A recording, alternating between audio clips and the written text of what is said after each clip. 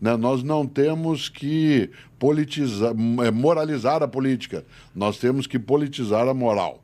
Isto é, fazer com que a moral tenha o seu caminho em relação à prática da decência. Volto à religião. Será que alguém que tem religião é bom mais do que quem não tem? Nem sempre. Carimba. Claro. Você pega a grande obra, né, de Dostoiévski, os Irmãos Karamazov. Você tem lá um artigo escrito por um dos 3 filhos, lembre-se que depois o pai é assassinado, né, que trazem ali, Ivanovich, o Ivan traz uma fala clássica que foi traduzida numa frase: se Deus não existe, tudo é permitido. Né?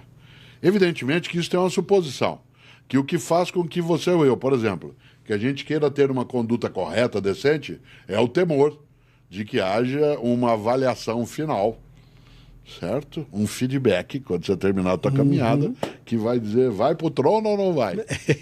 Certo? E que a grande encrenca é que esse trono ou a da nação é eterno. Como nós não somos eternos, o pavor é que seja eterno o castigo. Nosso desejo é que seja eterna a premiação. Não são todas as religiões que têm isso. E não são todas as pessoas que têm religião.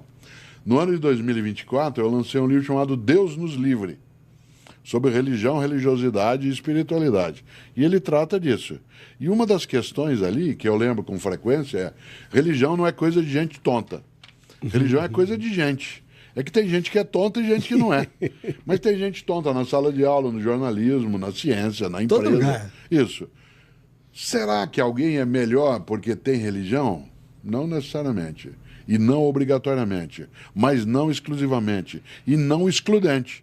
Uma pessoa que tenha princípios humanitários, humanistas, que tenha princípios de fraternidade e que os pratica, sem dúvida, pode ter uma conduta coletiva que seja mais acolhedora.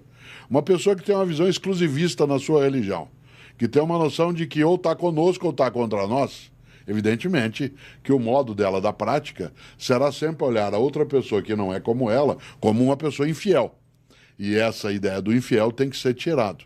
Você se lembra que se eu estou desse lado do rio morando na minha aldeia e você está do outro lado do rio morando na tua, ou nós fazemos uma ponte, ou a gente dinamita a ponte.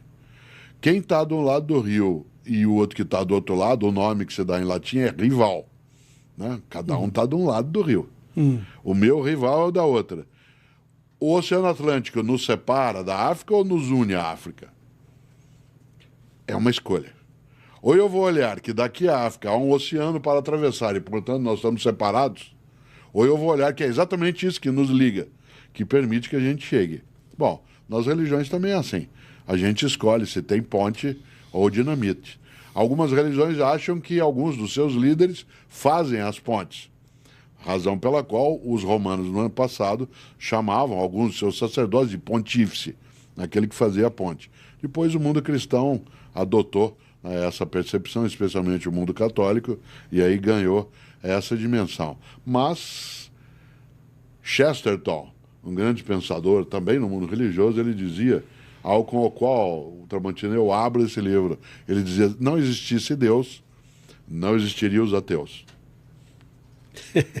É muito inteligente essa frase dele, porque ela tem um duplo, triplo, quádruplo sentido. Não existisse Deus, não existiriam os ateus. Seja porque se ele não existisse não haveria o problema, e a necessidade de negá-lo para algumas pessoas já é, né, uma formação de identidade, e a necessidade é formá-lo para outros. Portanto, esse movimento mostra apenas que a religião, ela é algo absolutamente humano. A interferência de princípios religiosos no campo da política pública é que é algo a ser discutido numa comunidade que não tem que seguir uma religião exclusiva.